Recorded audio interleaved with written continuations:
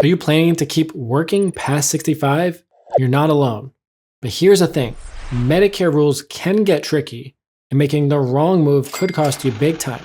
Stick around because I'm going to show you exactly what you need to do to avoid penalties and keep your coverage smooth and save money. So a lot of folks think they have to sign up for Medicare when they turn 65, but that's not always the case. It depends on your job and your employer's coverage.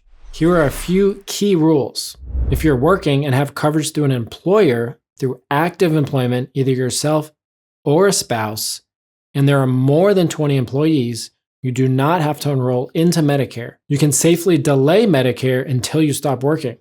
Now, if the employer has fewer than 20 employees, you should sign up for Medicare A and B because Medicare becomes your primary coverage. It's always best to check with the HR department of the employer that you have your coverage through to make sure that you're not going to have a penalty if you don't enroll into Medicare, to check to make sure that coverage that you have is credible when it comes to Medicare. Now, a lot of folks ask if they should take Part A because it's free.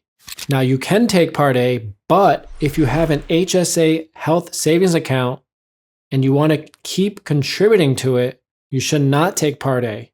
Medicare enrollment, whether it's A or B, makes you ineligible to contribute to an HSA. For Medicare Part B, if you have credible employer coverage, you can delay Part B to avoid paying that Part B premium. If there are more than 20 employees, then it's considered credible. If your employer coverage isn't credible by Medicare standards, you'll need to enroll in Medicare Part A and Part B to avoid the penalties.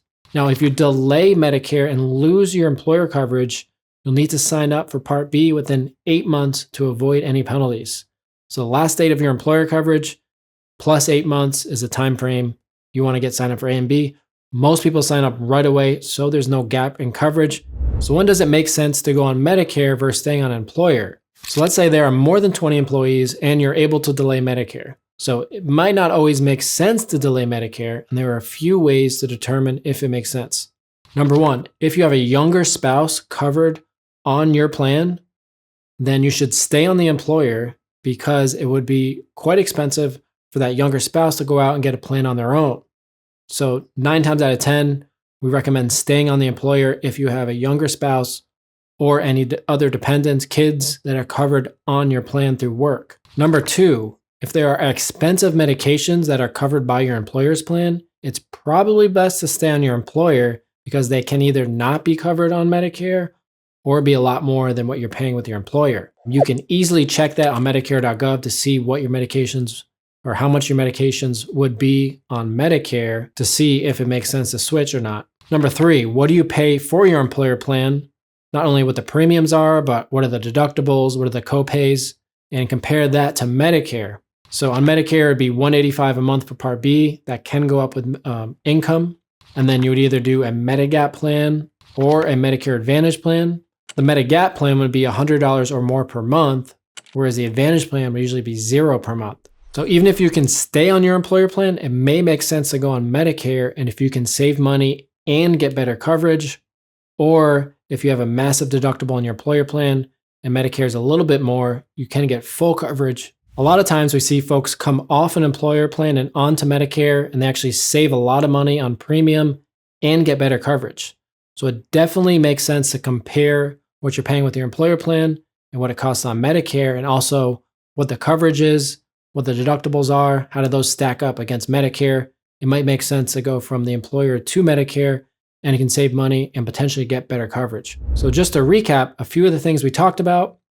If your employer has 20 or more employees and you're covered through active employment, you can delay Medicare without a penalty.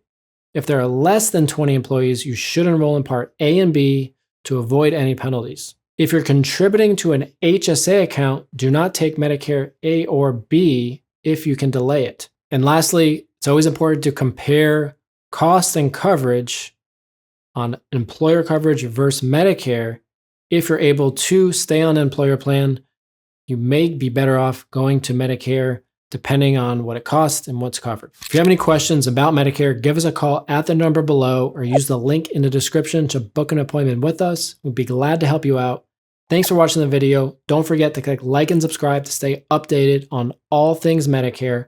Thanks for watching the video, and we'll catch you on the next one. Thank you.